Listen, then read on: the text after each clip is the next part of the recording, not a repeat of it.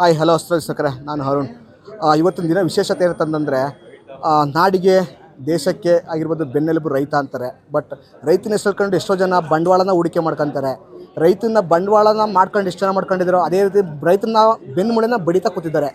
ಇವತ್ತು ರೈತ ಪರ ಹೋರಾಟಗಾರರು ಅಂತ ನಮ್ಮ ಹತ್ರ ನಮ್ಮ ಜೊತೆ ಇದ್ದಾರೆ. ಹೊನ್ನೂರು ಪ್ರಕಾಶ್ ಅವರು ಅಪ್ಪುಪುರ ಜೊತೆ ಸಿಕ್ಕಿದ್ದಾರೆ. ಬನ್ನಿ ಅವ್ರ ಜೊತೆ ರೈತರನ್ನ ಕಷ್ಟ ಕಾರ್ಪಣ್ಯ ಏನು, ರೈತನ ಹೋರಾಟಕ್ಕೆ ಸರ್ಕಾರ ಎಷ್ಟು ಮಟ್ಟಿಗೆ ಸ್ಪಂದಿಸ್ತಾ ಇದೆ, ಎಷ್ಟು ಮಟ್ಟಿಗೆ ಸ್ಪಂದಿಸ್ತಿಲ್ಲ, ಕೆಲವು ಖಾಸಗಿ ಕಂಪ್ನಿಗಳಷ್ಟೇ ರೈತನ ಬಗ್ಗೆ ಏನೆಲ್ಲ ಕಾಳಜಿಗಳು ವಹಿಸಿದೆ, ಬನ್ನಿ ಅದ್ರ ಬಗ್ಗೆ ಮಾತಾಡ್ಸ್ಕೊಂಡು ಹೋಗ್ತೀನಿ. ಪ್ರಕಾಶ್ ಸರ್ ನಮಸ್ತೆ, ಹೇಗಿದ್ದೀರಾ? ನಮಸ್ಕಾರ, ಚೆನ್ನಾಗಿದೆ ಸರ್. ನಿಮ್ಮ ಕೆಲವೊಂದು ವಿಡಿಯೋಗಳು ನೋಡ್ತಾ ಇರ್ತೀನಿ ನಾವು ರೈತ ಪರ ಹೋರಾಟವಾಗಿ. ಇತ್ತೀಚಿನ ದಿನಗಳಲ್ಲಿ ರೈತರನ್ನ ಬಂಡವಾಳ ಮಾಡ್ಕೊಂಡಿದ್ದಾರೆ, ರೈತನ ಜಮೀನ ಬಂಡವಾಳ ಮಾಡ್ಕೊಂಡಿದ್ದಾರೆ. ಯಾಕೆ ಹೀಗೆ? ಕೆಲವೊಂದು 30 ವರ್ಷದಲ್ಲಿರೋಂಥ ಈ ರೀತಿ ಯಾಕೆ ಆಗ್ತದೆ ಹಿಂಗೆ? ಯಾಕಂದರೆ 30 ವರ್ಷದ ಹಿಂದೆಯೇ ನಮ್ಮ ಪ್ರೊಫೆಸರ್ ಅವ್ರು ಹೇಳ್ತಾರೆ. ಅವತ್ತು LPGಗಳು, ಲಿಬರೇಷನ್ನು, ಪ್ರೈವೇಟೇಷನ್ನು, ಜಾಗತೀಕರಣ ಅಂತ ಹೇಳ್ತಾರೆ. ಯಾಕಂದರೆ ಎಲ್ಲ ರಾಜಕೀಯ ಪಕ್ಷಗಳ ಉದ್ದೇಶ ಮತ್ತು ಎಲ್ಲ MNC ಕಂಪ್ನಿಗಳ ಉದ್ದೇಶ ನಮ್ಮ ದೇಶದ ಭೂಮಿ ಕಿತ್ಕೊಳ್ಳೋದು. ನಾನು ಹೇಳಿದೆ, ಅಲ್ಲಿ 1000 ಎಕರೆಯಲ್ಲಿ ಬೆಳೆಯೋದಂಥ ಸಸ್ಯ ಸಂಪತ್ತು ನಮ್ಮ ದೇಶದಲ್ಲಿ 1 ಎಕರೆಯಲ್ಲಿ ಬೆಳೀತಾರೆ. ಜೊತೆಗೆ ನಮ್ಮ ಭಾರತ ಇಲ್ಲಿ 140-150 ಕೋಟಿ ಜನಸಂಖ್ಯೆ ಇದ್ದೀವಿ. ಬೆಳಗ್ಗೆ ಊಟ ಮಾಡಿದ್ರೆ ಮಧ್ಯಾಹ್ನ ತಿನ್ನಬೇಕು, ಮಧ್ಯಾಹ್ನ ತಿಂದರೆ ಸಾಯಂಕಾಲ ತಿನ್ನಲೇಬೇಕು. ಈಗ ಒಂದು ಕಾರ್ ಕಂಡಿಡಿದ್ರೆ 10 ವರ್ಷ ಕಾರ್ ತಗೊಳ್ಳಲ್ಲ, ಒಂದು TV ಕಂಡಿದ್ರೆ ಒಂದು 5 ವರ್ಷ TV ತಗೊಳ್ಳಲ್ಲ. ಹಾಗಾಗಿ ನಾವು ಈ ಆಹಾರ ಸಾರ್ವಭೌಮತೆನ ಇಟ್ಕೋಬೇಕು, ಆಹಾರದ ಮೇಲೆ ಹಿಡಿತ ಸಾಧಿಸ್ಬೇಕು ಅಂತ ಹೇಳಿ ಅವ್ರು ಪ್ಲ್ಯಾನ್ ಮಾಡಿ ಅಮೇರಿಕಾದಲ್ಲಿ 1% ಇದ್ದಾರೆ, ಯುರೋಪಲ್ಲಿ 4% ಇದ್ದಾರೆ. ಭಾರತದಲ್ಲಿ ಯಾಕೆ ಇವರು 60-70% ಇರಬೇಕು, ಯಾಕೆ ಇವ್ರಿಗೆಲ್ಲ ಕೊಡಬೇಕು ಅಂತೇಳಿ ಒಂದೇ ದಿನದಲ್ಲಿ ನಾವು ಭೂಮಿ ಕಿತ್ಕೊಳ್ಳೋಕ್ಕಾಗಲ್ಲ. ಅದಕ್ಕೆ ಲಾಂಗ್ ಟರ್ಮಲ್ಲಿ ಪ್ಲ್ಯಾನ್ಗಳನ್ನ ಮಾಡಿ, ಅಲ್ಲಿ ಪ್ಲ್ಯಾನಿಂಗ್ಗಳನ್ನ ಮಾಡಿ ಒಂದು 20 ವರ್ಷ 30 ವರ್ಷದ ಪ್ಲ್ಯಾನ್ ಹಾಕ್ತಾರೆ. ಎಲ್ಲ ಖಾಸಗೀಕರಣ ಮಾಡಬೇಕು. ರೈತ ಏನು ಭಾರತದಲ್ಲಿ ಅವನೇ ಬೆಳ್ಕೊಂಡು, ಅವನು ಯಾರ ತಂಟೆ ತಗರಾಲಿಲ್ಲದೆ ಸರ್ಕಾರಕ್ಕೆ ಅರ್ಧ ಲೆವಿ ಕೊಟ್ಕೊಂಡು ಜೀವನ ಮಾಡ್ತಾಯಿರ್ತಾನೆ. ಹಾಗಾಗಿ ಅವನು ಹೊಡಿಬೇಕಾರೆ ಎಲ್ಲೋ ನಾವು ಕೈ ಹಾಕುವಂಥ ಇವೆಲ್ಲ ಬೀಜನ ಕಿತ್ಕೋತಾರೆ, ರಸಗೊಬ್ಬರ ಮೇಲೆ ಡಿಪೆಂಡ್ ಮಾಡ್ತಾರೆ, ಬ್ಯಾಂಕಲ್ಲಿ ಈ ಥರ ಎಲ್ಲ ಮಾಡಿ ಒಂದು 30 ವರ್ಷದ ಪ್ಲ್ಯಾನ್ ಹಾಕಿ ನೋಡಿ. ಇದು ಈಗಾದರೂ KEB ಖಾಸಗೀಕರಣ ಬಂದಿದೆ. ಹಾಗಾಗಿ ಒಂದು ಕಡೆ KEB ಖಾಸಗೀಕರಣ ಮಾಡಿ ಮೀಟ್ರ್ ಹಾಕೋದು, ಆಗ ವ್ಯವಸಾಯದ ಖರ್ಚು ಜಾಸ್ತಿ ಆಯ್ತದೆ. ಬೀಜ ಕಂಪ್ನಿಗಳನ್ನ ಹತೋಟ್ಲಿ ಇಟ್ಕೊಂಡು ಒಂದೊಂದು ಟೈಮಲ್ಲಿ ಬೀಜ ಕೊಡಬಾರ್ದು, ಆ ಟೈಮಲ್ಲಿ ಅವನ ರೈತ ಲಾಸ್ ಆಗಬೇಕು.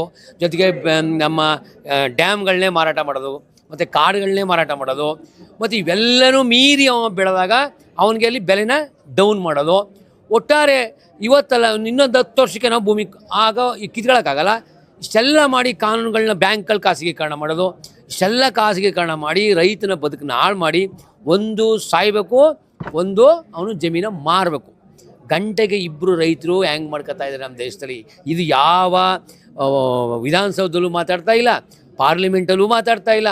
ಇವತ್ತು ಅವ್ರು ಸತ್ತೋರು ಇವ್ರು ಸತ್ತು, ಆದರೆ ಪ್ರತಿ 1 ಗಂಟೆಗೆ 2 ರೈತರು ಹ್ಯಾಂಗ್ ಮಾಡ್ಕೊತಾ ಇದ್ದಾರೆ. ದೇಶದಲ್ಲಿ ಅನ್ನ ಕೊಡೋ ಅನ್ನದಾತ. ಆಗ ಇದು ದೇಶ ತಲೆ ತಗ್ಗಿಸ್ಬೇಕು, ಇದನ್ನ ಹೊರಗಡೆ ಬಿಡ್ತಾ ಇಲ್ಲ ಅವರು.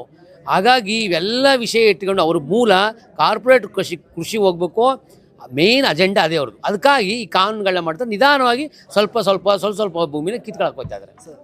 ನಾನೆಲ್ಲೋ ಸಿಟಿಲಿದ್ದೀನಿ, ನಾವೆಲ್ಲ ಸಿಟಿಲಿದ್ದೀವಿ. ಕೆಲವು ಹಳ್ಳಿಗಳಲ್ಲಿ ರೈತರು ಬೆಳೆ ಬೆಳೀತಿಲ್ವಾ? ಇಷ್ಟೆಲ್ಲ ಆದರೂ ರೈತ ಬಿಟ್ಟಿಲ್ಲ. ರೈತ ಬೆಳೆ ಬೆಳೀತಾ ಇದ್ದಾನೆ. ಅಲ್ಲಿ ಎಲ್ಲಿಗೆ ಅವನ ಶ್ರಮ ಇದೆಯಲ್ಲ. ನೀವು ಸಿಟಿಲಿ ಎಷ್ಟು ಗಂಟೆ ಕೆಲಸ ಮಾಡ್ತೀರಾ? ಬೆಳಗ್ಗೆ 10 ಗಂಟೆವರೆಗೆ, ಸಾಯಂಕಾಲ 5 ಗಂಟೆ ಕೆಲಸ ಮಾಡ್ತೀರಾ. ನಮ್ಮದು ಆ ಕೆಲಸ ಇಲ್ಲ. ರಾತ್ರಿ 12 ಗಂಟೆವರೆಗೂ ಕೆಲಸ ಮಾಡ್ತೀವಿ. ಇದು ಬೆಳಗಿನ ಜಾವ 4 ಗಂಟೆ. ನಮ್ಮ ಶ್ರಮ ಇದೆಲ್ಲ ನಿಮ್ಮ ಡಬಲ್ ಕೆಲಸ ಮಾಡ್ತಾಯಿದ್ದೀವಿ ಶ್ರಮ. ಮತ್ತು ಮನೆ ಮಂದಿಯವರೆಲ್ಲ ಕೆಲಸ ಮಾಡ್ತಾಯಿದ್ದೀವಿ. ಹಾಗಾಗಿ ಒಂದಷ್ಟು ಆಗ್ತಾಯಿದೆ ಹೊರತು ನಿಮ್ಮ ಬೆಲೆ ನೀತಿ ಆಗಿರಲಿ, ನಿಮ್ಮ ರಸಗೊಬ್ಬರಗಳಾಗಿರ್ಬೋದು, ನಿಮ್ಮ ಕರೆಂಟ್ನಿಂದಾಗಿ ನೀವು ಕೊಡ್ತಾ ಇದ್ದ ಸಬ್ಸಿಡಿಗಳಲ್ಲಿ ನಾವು ಚೆನ್ನಾಗಿಲ್ಲ. ನಮ್ಮ ದುಡಿಮೆಯಿಂದ ಭೂತಾಯಿಯ ಒಂದು ನಮ್ಮ ಏನು ಶ್ರಮ ಆಗ್ತದೆ, ಆ ಬೆವ್ರನ್ನ ಸುರಿಸ್ತಾ ಇದ್ದೀವಲ್ಲ, ಅದರಿಂದ ಒಂದು ಸ್ವಲ್ಪ ತಕ್ಕ ಮಟ್ಟಿಗಿದ್ದೀವಿ ಹೊರತು ನಿಮ್ಮ ಪುಡುಗಾಸು ಕೊಡ್ತಿರಲ್ಲ. ಯಾರು ಕೊಟ್ಟು ನಮ್ಮ ಹೆಸರಲ್ಲಿ ಈಗ ಮಲ್ಚಿಂಗ್ ಸೀಟು ಅಂತೀರಾ, ಯಾವನಿಗೂ ಕೊಡ್ತೀರಾ, ಸೀಡ್ಸ್ ಕಂಪ್ನಿಯನ್ನು ಕೊಡ್ತೀರಾ, ರಾಸಾಯನಿಕ ಗೊಬ್ಬರ ಉತ್ಪತ್ತಿಯನ್ನು ಮಾಡೋಕ್ಕೆ ಕೊಡ್ತೀರಾ. ನನಗಂತ ನೀವೇನು ಕೊಡಲ್ಲ. ಇವನ್ ಬ್ಯಾಂಕ್ ಸಾಲವನ್ನು ನಮ್ಮನ್ನು ಕೊಡಲ್ಲ. ಈ ದೇಶಕ್ಕೆ 140 ಕೋಟಿ ಅನ್ನ ಹಾಕಲಿ ಅಂತ ನೀವು ಬ್ಯಾಂಕ್ ಸಾಲ ಕೊಡೋದು, ನನ್ನ ಬದುಕಲಿ ಅಂತ ಬ್ಯಾಂಕ್ ಸಾಲ ಕೊಡಲ್ಲ. ಹಾಗಾಗಿ ರೈತರಿಗೆ ನೀವು ಕೂಡ ಇದರಲ್ಲಿ ನಾವೇನೂ ಇಲ್ಲ. ಆಗ ರೈತ ಕಷ್ಟಪಡ್ತಾ ಇದ್ದಾನೆ, ಒಂದು ಕಡೆ ಒಂದಷ್ಟು ಆಗ್ತಾಯಿದೆ, ಜೀವನ ಮಾಡ್ತಾ ಇದ್ದಾನೆ. ನಾನು ಯಾಕೆ ಈ ಪ್ರಶ್ನೆ ಕೇಳಿದೆ ಅಂದರೆ ಸರ್, ಎಲ್ಲ ಬಂಡವಾಳಶಾಹಿಗಳಾಗಿರ್ಬೋದು, ಕೆಲವು ರಾಜಕಾರಣಿಗಳಾಗಿರ್ಬೋದು, ರೈತನ ಭೂಮಿಲಿ ಏನು ಬೆಳೆ ಬೆಳೀತಾರೆ ಅದನ್ನು ರೈತನ ಭೂಮಿನ ನಾವು ತಗೊಂತೀವಿ. ಬಂಡವಾಳಶಾಹಿಗಳು ಕೂಡ ಕೋಟ್ಯಾಂತರ ರೂಪಾಯಿ ಆಸೆಗಳನ್ನ ತೋರಿಸಿ ದುರುಪಯೋಗ ಪಡ್ತಾರೆ ರೈತರ ಜಮೀನನ್ನ. ಈ ಉದ್ದೇಶಪೂರ್ವ ನಾನು ಕೇಳ್ತಾ ಇರೋದು ಅದಕ್ಕೋಸ್ಕರ. ನೋಡಿ ಸರ್, ಇವತ್ತು ಈ ರಾಜಕಾರಣಿಗಳು ತಮ್ಮ ಕಪ್ಪು ಹಣನ ವೈಟ್ ಮನಿ ಮಾಡೋಕ್ಕೋಸ್ಕರ ಬೇನಾಮಿ ಹೆಸರಲ್ಲಿ ಕಡಿಮೆ ಜಾಗಲ್ಲಿ ತಗೊಂಡು ಅದನ್ನು ದುಡ್ಡು ಮಾಡೋಕ್ಕೋಸ್ಕರ ಮಾಡ್ತಾಯಿದ್ದಾರೆ. ಜೊತೆಗೆ ಅವ್ರು ಸುಳ್ಳು ಹೇಳೋದು ನೀವೇ ನೋಡಿದರೆ ಎಲ್ಲ ಮಾಧ್ಯಮಗಳು, ಇಲ್ಲಿ ಬಂಜರು ಭೂಮಿ, ಅಲ್ಲೂ ರೈತರೇ ಇಲ್ಲ. ಅದೇನು ಇವ್ರು ಕಲ್ಲಂಗಡಿ ಬೆಳೆದು ಬಿಟ್ರೆ ಅದೆಷ್ಟೋ ಕೋಟಿ ಬಂದುಬಿಡ್ತದೆ. ನಾವು ಬೆಳೆದ್ರೆ ಬರಲ್ವಾ? ಅದಕ್ಕೆ ನಮಗೆ ಬರಲ್ಲ ಅದು? ಇವರು ಟ್ಯಾಕ್ಸು ಇವರೆಲ್ಲ ಮೇಲೆ ಕಪ್ಪು ಹಣನ ವೈಟ್ ಮಾಡೋಕ್ಕೋಸ್ಕರ, ಜೊತೆಗೆ ಏನು ಕಾರ್ಪೊರೇಟ್ರು ಎಂಜಲ್ ಕಾಸು ಕೊಡ್ತಾರಲ್ಲ, ಇವತ್ತು ಏನು ಬಿಡದಿ ಇದೆ ಇಲ್ಲಿ ಎಲ್ಲ ಲೀಡ್ರ್ಗಳದ್ದು ಏನೇನು, ಅದಕ್ಕೆ ಅವ್ರು ಸಿ ಎಮ್ ಆಗಿರೋದು. ಅಲ್ಲಿ ನಿಮ್ಗೆ ಇಷ್ಟೆಷ್ಟು ಕೊಡ್ತೀವಿ, ಇಷ್ಟು ಜಾಗ ಕೊಡ್ತೀನಿ ಅಂತ, ಅಲ್ಲಿ ಇವರೆಲ್ಲ ಪಾಲಿದೆ. ಅದಕ್ಕಾಗೆ ನನಗೆ ಹೊಡಿತಾರೆ, ಬೈದರೆ ಬೈಸ್ಕೊತೀನಿ ಅಂತ ಈ ಥರ ಮಾತುಗಳನ್ನ ಹೇಳಿ ಭೂಮಿ ಕಿತ್ಕೊತಾ ಇದ್ದಾರೆ. ಹೀಗಾಗಿ ಡಿ ಕೆ ಶಿವಕುಮಾರ್ ಎಷ್ಟು ಇಡೀ ನಮ್ಮ ದೇಶದಲ್ಲಿ ಮೊದಲನೇ ಶ್ರೀಮಂತ ಮುಖ್ಯಮಂತ್ರಿ. ಯಾತಕ್ಕೆ ಅವ್ರಿಗೆ ದಾಹ? ನೀವು ಕೆಲವುಗೆ ಎಂಜಲ್ ಕಾಸಿಗೆ ನೀವು ಕೈ ಒಡ್ಡಿ ಲಕ್ಷಾಂತರ ರೈತನ ಏನು ಮಾಡ್ತೀರಾ? ಆ ವೈವಿಧ್ಯತೆ ತಂದ್ಕೊಡೋಕ್ಕಾಗುತ್ತಾ? ಪಾರ್ಕ್ಗಳು ಮಾಡಿದ್ರೆ, ನೀವು ಟೌನ್ಶಿಪ್ ಮಾಡಿದ್ರೆ, ಅದೆಲ್ಲಿ ಇವತ್ತು ಗಾಳಿ ಡೆಲ್ಲಿ ದುಡ್ಡು ಕೊಟ್ಬಿಟ್ಟು ಗಾಳಿ ಕುಡಿತಾರೆ. 1 ಲೀಟ್ರಿಗೆ 350 ರೂಪಾಯಿ ಗಾಳಿ. ನಾಳೆ ಅದು ಬೆಂಗಳೂರಿಗೆ ಬರಲ್ವಾ? ನಾಳೆ ಮೈಸೂರಿಗೆ ಬರಲ್ವಾ? ಬಿಡದಿಗೆ ಬರಲ್ವಾ? ಏನು ಮಾಡಬೇಕು ಅಂತ ನೀವು ಏನು ಮಾಡೋಕೆ ಹೊರಟಿದ್ದೀರಾ? ನೀವು ಮುಂದೆ ಏನಾಗ್ತದೆ ಅಂತ ಗೊತ್ತಾ ನಿಮಗೆ? ರೈತರ ಶಾಪ ಸುಲಭ ಅಲ್ಲ.